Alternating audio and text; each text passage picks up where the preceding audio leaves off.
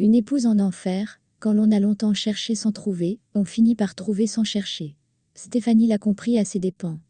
Stéphanie est une jeune femme qui a grandi dans une famille unie, où les parents, après près d'un demi-siècle de mariage, avaient toujours un lien très fort qui les unissait, voire indestructible. Aussi, dès le bas âge, Stéphanie chérissait jalousement le rêve de vivre une histoire similaire à celle de ses parents.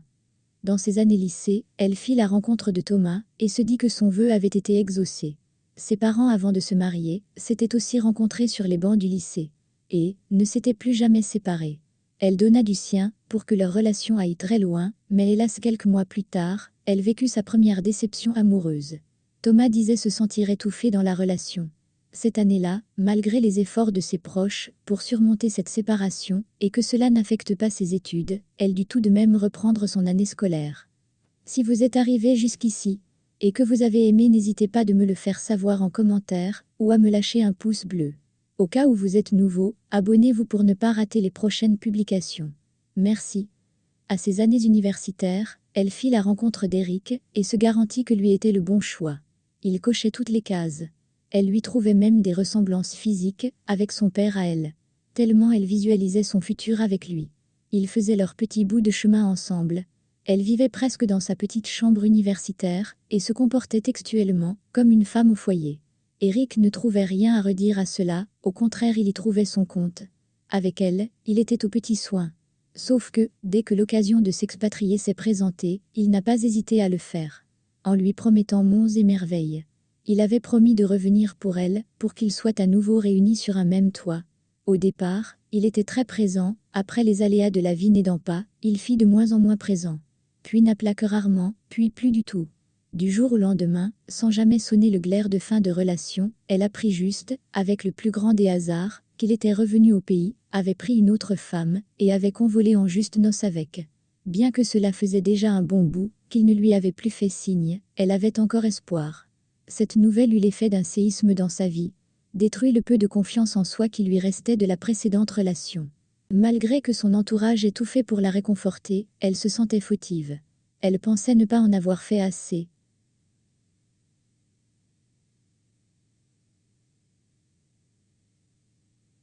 Elle s'était promise, en son fort intérieur, de se donner 4 fois plus dans sa prochaine relation. Pour comme ça, lui donner envie de l'épouser, et que leur mariage dure aussi longtemps que celui de ses parents. Les années passèrent, et la trentaine arriva, avec son lot de doutes, de stress, d'incertitudes. Elle passait ses journées à se demander si cela était le fait d'un retour de karma, ou le fait qu'elle ne méritait pas d'être aimée. Son rêve s'éloignait d'elle peu à peu. Un jour, une de ses amies lui parla d'une famille qui lui était familière, qui était à la recherche d'une femme à marier pour l'un de leurs frères. Elle ne se laissa même pas le temps de réflexion, qu'elle avait déjà accepté la proposition. Le lendemain matin, son amie et elle se rendirent dans cette famille Tirella pour faire connaissance. La demeure dans laquelle elle se rendit, c'était un pied-à-terre très luxueux, peint tout en blanc, entouré d'une très grande barrière. À l'intérieur, il y avait un très grand et beau jardin. Tout le décor n'avait rien à envier à un catalogue de meubles. Tout était extrêmement beau. Aucun détail n'allait de travers. Elles furent reçues à l'entrée par une dame qui semblait être la gouvernante. Après qu'elle ait attendu pour se faire recevoir une trentaine de minutes, on les fit entrer. On les conduisit dans un salon confortable, moderne et très spacieux, où elles prirent place sur le canapé que la dame leur indiqua. Le protocole eut pour effet de l'intimider, n'étant point habituée à tout cela. Une trentaine de minutes plus tard, 3 dames firent leur entrée dans la pièce. Elles se présentèrent comme la mère et les 2 sœurs, respectivement aînées et cadettes du préposé. Après qu'on l'invita à le faire, elle se présenta à son tour. Puis vint la fin des questions. Elles voulurent tout savoir, du nom de ses parents, son caractère, aux écoles qu'elle ait eu à fréquenter, combien de relations amoureuses elle avait son actif, si elle avait un problème de fécondité, en passant par des cas pratiques, sur comment elle se comporterait sur tel ou tel cas, bien plus que ce qu'on lui aurait demandé pour un entretien d'embauche. Après plus de 2 heures de questions-réponses, la mère décida enfin de parler de son fils. Elle le présenta comme un homme d'une quarantaine d'années, son unique fils, avec de très longues études à son actif. Il dirigeait l'entreprise familiale.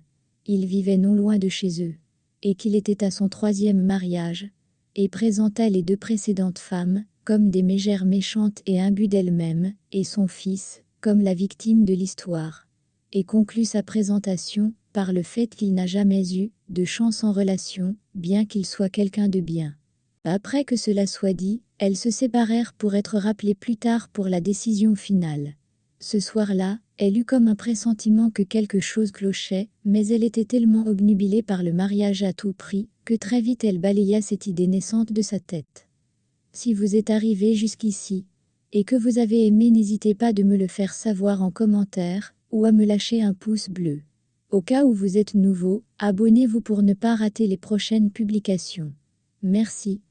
2 jours après, la grande sœur du monsieur l'appela, et lui dit qu'elle avait été retenue pour se marier avec son frère, et qu'il allait la joindre pour qu'ils puissent faire connaissance. 1 heure après, elle reçut son coup de fil, tout excitée, elle voyait enfin la réalisation de son rêve. Au téléphone, il était posé, et semblait très doux. Ils se donnèrent rendez-vous, le soir même dans un restaurant de la place. Le dîner avait plutôt bien commencé, et tous deux semblaient passer un bon moment. Ils firent mieux connaissance. Et elle apprit qu'il s'appelait Martin, que les membres de sa famille lui étaient inestimables, et souhaitait comme elle, que les formalités avancent vite. Ils ne firent pas allusion aux précédentes relations. Elle lui plaisait bien, et il s'engageait à donner du sien, pour que les choses aillent bien entre eux. Quand leur rencontre s'acheva, Stéphanie était aux anges. Enfin elle était arrivée au terme de ses recherches. Un homme qui l'épouserait, et avec qui ils apprendraient à s'aimer. N'avait pas peur de s'engager, et voulait d'elle sans condition. Le lendemain déjà, elle parla de lui à ses parents. Les parents ne furent pas du tout enthousiasmés à cette idée, et lui demanda de prendre le temps de bien y réfléchir. Mais elle refusa prétextant que l'âge avançait, et ne souhaitait pas finir toute seule et vieille fille. Après quelques jours de tension, ils cédèrent et fixa la date de la rencontre, tout alla très vite. 3 mois plus tard, elle était légitimement mariée, et s'était installée dans son foyer. Le premier mois tout se passa très bien, elle aussi prit ses marques dans la maison, fit quelques aménagements question d'y mettre aussi du sien. Sauf que le même soir, quand il rentra, et se rendit compte qu'elle avait déplacé des meubles et du mobilier. Avec une moue sceptique, il lui dit « Je ne pense pas que ma mère et mes sœurs aimeront ce changement. » Sur le coup, elle ne comprit pas ce que cela voulait dire. Le lendemain matin, elle reçut la visite de la cadette, à son mari qui venait lui dire qu'elles avaient appris par leur frère qu'elle avait changé l'emménagement des meubles et du mobilier, qu'elle souhaitait qu'elle les remette en place. Cela la rendit un peu perplexe. Pourquoi en avait-il parlé à sa famille ?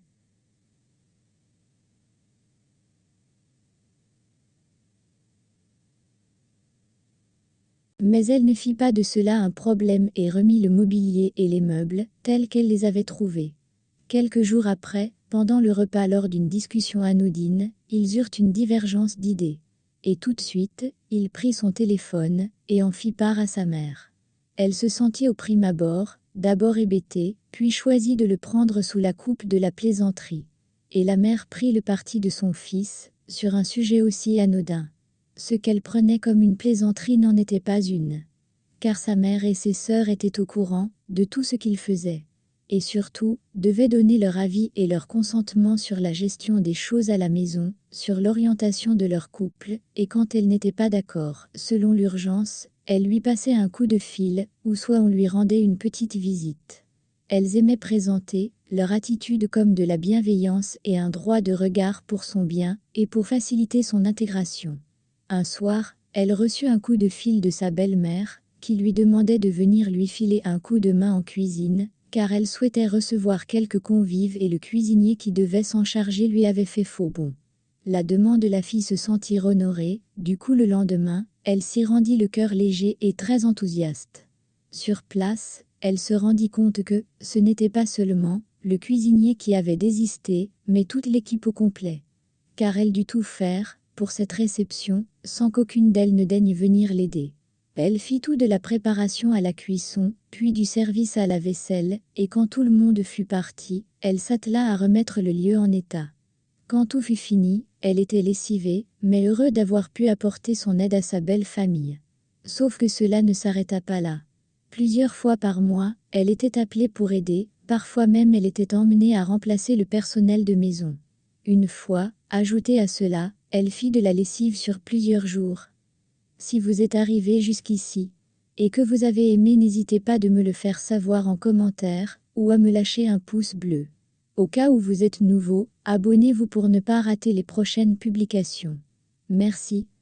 Un jour qu'elle était rentrée de la émiettée, elle trouva son mari assis au salon en train de visionner une émission à la télé. Elle sentit comme un ras-le-bol naître, mais aucun son ne sortit de sa gorge. Elle savait pertinemment que, si elle lui parlait de son ras-le-bol, loin de la défendre, il irait tout de suite le dire à sa mère et à ses sœurs. Elle vit un sentiment de désolation l'envahir, mais voulut continuer à tenir, en se rappelant le sentiment de terreur qu'elle avait, avant de le rencontrer, de finir toute seule. De la promesse qu'elle s'était faite. Elle se dit que la prochaine fois que l'on ferait appel à elle, elle trouverait un prétexte pour refuser. Elle n'eut pas beaucoup à attendre. 2 jours plus tard, la belle-mère l'appela. La personne qui lui faisait la lessive ne s'était pas présentée et avait besoin d'elle. Vu le ton mielleux qu'elles utilisaient souvent, elle fut tentée d'accepter, mais elle se rétracta, car elle sentait un sentiment déplaisant qui était en train de la gagner. Elle prétexta qu'elle s'était foulé le poignet et n'arrivait pas à le bouger. La dame ne s'inquiéta même pour son état, et lui dit de ne pas s'inquiéter, elle diminuerait par 2 la quantité de vêtements à laver, et lui demanda de quand même venir. Scandalisée, elle n'hésita pas, cette fois-là à refuser, et ce catégoriquement. Son refus ne plut pas du tout à sa belle-mère, et elle devint très froide dans la conversation. Elle l'abrégea quelques secondes plus tard. Même pas 1 heure après cet appel, elle vit Martin débouler dans la cuisine, où Stéphanie était tenue, pour lui faire à manger. Et lui, d'entrer dans une colère, parce que, disait-il, elle avait menti à sa mère pour son poignet, question de ne pas aller l'aider. Et de prendre son téléphone de suite, pour le colporter à sa mère, qui elle aussi demanda après elle, et commença à lui débiter des mots méchants. Quand elle voulut ouvrir la bouche pour se justifier, le son n'eut pas le temps de sortir, qu'elle reçut un enchaînement de claques sur le visage. Elle avait l'impression d'être frappée par plusieurs personnes en même temps. Elle resta encore figée sur place, bien après qu'il arrêta de la frapper. Son visage lui donnait l'effet d'avoir reçu une anesthésie, et en même temps, elle sentait que son visage était en feu. Elle le vit se retourner et sortir de la pièce. Puis entendit la porte du portail claquer très fort. Elle se mit sur les genoux, et là se mit à pleurer toutes les larmes de son corps. Quand elle put enfin se calmer, elle se leva et continua comme une automate à faire la cuisine, où elle l'avait laissée. Le soir venu, il rentra avec des présents pour elle, et lui demanda pardon, en précisant que ses actions avaient dépassé ses pensées. Qu'il s'en voulait tellement. Et lui fit comprendre qu'elle ne devait pas contrarier sa famille, sinon cela le rendrait incontrôlable. Et la pria de ne plus jamais refaire cela. Elle mit 2 jours à mettre des mots sur ce qui lui était arrivé. Pour la première fois, depuis qu'elle s'est engagée dans cette aventure, elle se demanda ce qui avait exactement mis un terme à 2 relations antérieures. Car à y franchement réfléchir, elle n'avait le droit de rien faire dans cette maison. Lui et elle n'étaient que les pantins d'elle, ses belles-sœurs, et de sa belle-mère.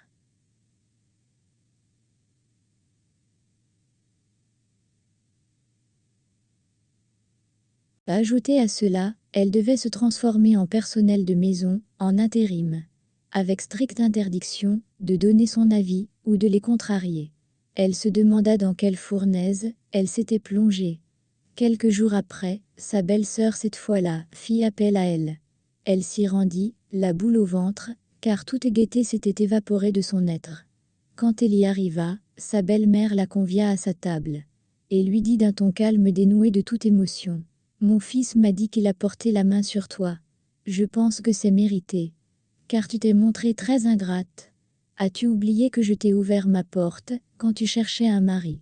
Tu devrais t'estimer heureuse d'avoir ce que tu as, et te montrer plus reconnaissante envers nous, qui t'avons choisi.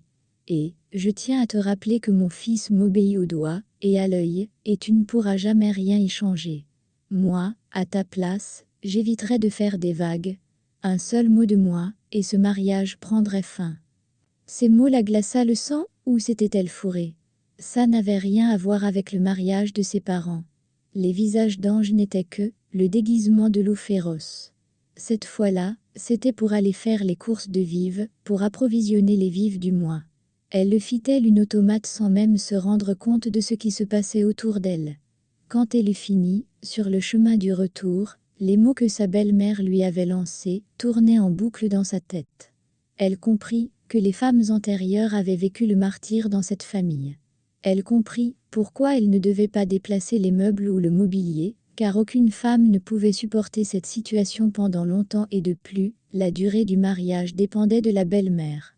Elle trouva soudain que cela allait, au-delà de ce qu'elle pouvait supporter, et décida d'aller demander conseil à sa mère, question qu'elle aide à savoir ce qu'elle devait faire. Le lendemain matin, elle se rendit chez ses parents, et elle prit sa mère en aparté, pour lui expliquer la situation dans laquelle elle se trouvait. À sa grande surprise, sa mère lui dit qu'elle aussi, elle avait été victime de tout, dont elle se plaint avec son père. Elle a juste laissé passer la tempête, en évitant de l'amplifier. Et à un moment donné, son père aussi avait arrêté d'écouter sa famille à l'aveuglette, pour se transformer en l'homme qu'il est devenu. Les déclarations de sa mère la stupéfia. Jamais elle n'aurait pu imaginer que son père aurait pu, un jour, se montrer violent. Jamais, elle n'arrivait pas à imaginer sa mère, dans une situation similaire à la sienne. Elle s'arma donc de courage, de volonté, de patience, et elle rentra chez elle. Et se dire que si elle tenait assez, les choses changeront. L'échaud continua comme avant, voire même cela se compliqua un peu plus, car avec ça, elle avait droit aux petites piques, aux petites insinuations, parfois même à un peu de chantage, question de lui rappeler à qui elle devait sa présence dans ce mariage. Le jour où elle se perdait, à avoir une langue un peu plus pendue que la normale, le soir elle se faisait bastonner par son mari. Et le lendemain, elle avait droit au présent, pour apaiser son cœur, et panser ses blessures.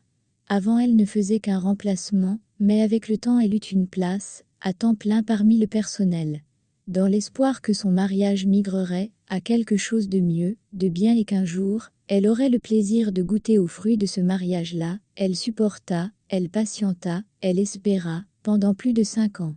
Elle ne faisait que survivre, son train de vie l'avait éloignée de sa famille, car plus personne ne comprenait pourquoi elle endurait cela aussi pacifiquement, sans s'en aller. Elle n'était plus qu'une copie d'elle-même, pâle et triste. Un soir, alors qu'elle massait ses courbatures, de retour à la maison, on appela d'urgence Martin. Sa mère venait de faire un malaise, et avait été emmenée d'urgence, dans le plus grand hôpital de la place. Rapidement il se précipita pour y aller, et quand il fit mine de lui demander de le suivre, elle prétexta qu'il perdrait un temps inutile à l'attendre, pour qu'elle s'apprête. Il acquiesça et s'en alla. Au fond d'elle-même, elle savait très bien que son refus, c'était parce qu'elle avait cultivé un sentiment de haine envers sa belle famille. Elle avait compris que chaque coup qu'elle avait reçu, était de leur fait. Elle les détestait tellement, qu'elle n'arrivait pas à ressentir de la compassion pour cette famille. Le diagnostic tomba au bout de quelques jours, et il s'avéra qu'elle avait un accident vasculaire cérébral avec séquelles, elle avait perdu l'usage d'une partie de son corps. Les médecins ne savaient dire si cela serait définitif ou pas. Elle avait besoin d'une assistance. Ses enfants, après une courte concertation, décidèrent que Stéphanie était la mieux placée pour s'occuper de leur mère, à sa sortie de l'hôpital. Sans même lui en parler. À sa sortie de l'hôpital, quelques jours plus tard, elle les vit tous débarquer chez elle, et sans un mot, on l'installa dans une des chambres. Elle resta la stoïque et médusée, elle savait qu'elle allait s'atteler à lui faire vivre un enfer. La seule pensée qu'elle eut est qu'elle se demanda où elle pourra trouver la force de tenir. Car jusque-là, elle supportait toutes les tortures en sachant que le soir, si elle n'avait pas commis de bourde, elle était en paix, et les choses se passaient plutôt bien. Mais là, sa torture, qui avait un visage, était sur son toit.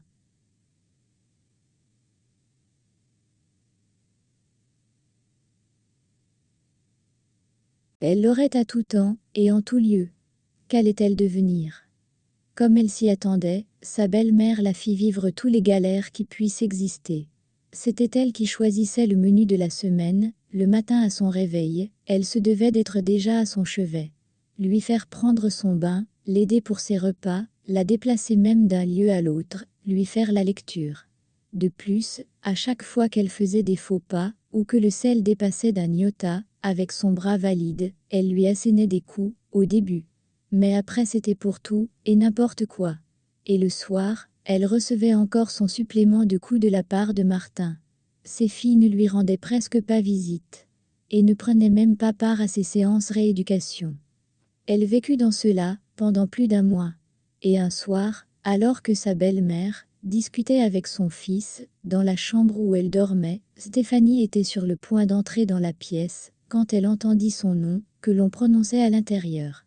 Elle stoppa net, pour écouter ce qui se disait. Et Martin de dire « Tu sais très bien que je ne l'ai jamais aimée, elle est votre choix. Il suffit que tu me le dises et la minute qui suit elle sera dehors. » Et sa mère de rétorquer « Je sais mon fils, tes sœurs ont refusé de s'occuper de moi, il n'y a que cette sauvage, que l'on a sur la main. Je suis en train de reprendre peu à peu l'usage de mes membres. Dès que je retrouve ma motricité, même seulement à 80%, tu me la fous à la porte, elle ne te mérite pas. Si vous êtes arrivé jusqu'ici, et que vous avez aimé, n'hésitez pas de me le faire savoir en commentaire, ou à me lâcher un pouce bleu. Au cas où vous êtes nouveau, abonnez-vous pour ne pas rater les prochaines publications. Merci. Pensant avoir assez entendu, elle toqua à la porte, entra et déposa le repas, et se mit à la nourrir. Comme d'habitude après chaque bouchée, elle recevait un coup de la belle-mère, accompagné d'insanité à son endroit, ceci sous le regard insensible de Martin. Après la conversation qu'elle avait entendue, c'est comme si son cœur s'était changé en pierre, et que son corps était devenu insensible à la douleur. Elle ne ressentait plus ni les coups, les mots non plus, ne lui faisaient plus mal. Quand elle eut fini, elle se leva, débarrassa, et s'en alla.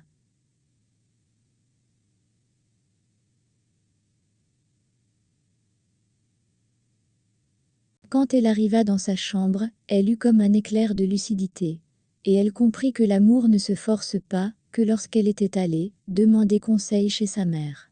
Elle avait omis un détail, qui était, que son père éprouvait un amour fou pour sa mère, pas Martin pour elle. Son père n'aurait jamais accepté que devant lui, on assène des coups à sa mère, mais Martin, lui était insensible à ce fait. Plusieurs fois, il l'avait copieusement bastonné devant les membres de sa famille, jusqu'à épuisement sans que personne ne lève le petit doigt. Cette fois-ci, elle avait compris la leçon, plus jamais elle n'investirait son cœur dans une relation, plus jamais elle n'encaisserait sans rien dire, que de vivre cela, il serait préférable pour elle de finir vieille fille. Ce soir-là, elle eut un sommeil paisible, c'était comme si le poids de la terre qu'elle trimballait depuis longtemps s'était allégé. Son être était en paix. Le matin, elle se leva comme à son habitude, mit le strict nécessaire de ses effets dans un sac, elle souhaitait tout laisser derrière elle. Martin était déjà parti. Et sa belle-mère dormait encore. Elle fit un pas après l'autre doucement, timidement au début, puis plus elle faisait des pas, plus elle gagnait en estime, elle gagnait en confiance en elle, et en certitude qu'elle vivra des lendemains meilleurs. Elle alla d'abord chez ses parents, pour leur faire part de sa décision. Qui fut accueilli par une acclamation et un ouf de soulagement, car plusieurs fois ils avaient été témoins de ses sévices, et plusieurs fois avaient voulu la retirer de son foyer, mais elle s'y était toujours vertement opposée. Les parents savaient que la décision ne pouvait venir que d'elle, et croisaient juste le doigt pour que très vite elle la prenne. Puis, avec l'appui des parents, elle décida d'aller refaire sa vie loin de tout ça. Là-bas, ce ne fut pas chose aisée. Mais à côté de ce qu'elle avait vécu, au nom du mariage, ce n'était rien pour elle. Elle se construit un très grand patrimoine, et devint une des femmes les plus influentes de son pays. Et là, seulement à l'aube de ses 40 ans, sans qu'elle eût à chercher, ni à faire d'efforts, son amour se présenta à elle, tel qu'elle l'avait imaginé. Il l'accepta telle qu'elle était, et il l'utilisait chaque jour, comme un jour en plus pour la rendre heureuse. Après avoir rendu leur séparation officielle, sa belle famille a encore utilisé le même stratagème, pour pêcher une proie. Mais, rien ne se passe, comme il avait espéré, elle aussi était de la même crampe qu'eux. Elle leur fit vivre un vrai enfer. C'était leur karma. Si vous souhaitez savoir ce qu'elle leur a fait vivre, faites-le moi savoir en commentaire. Merci d'être arrivé jusqu'à la fin.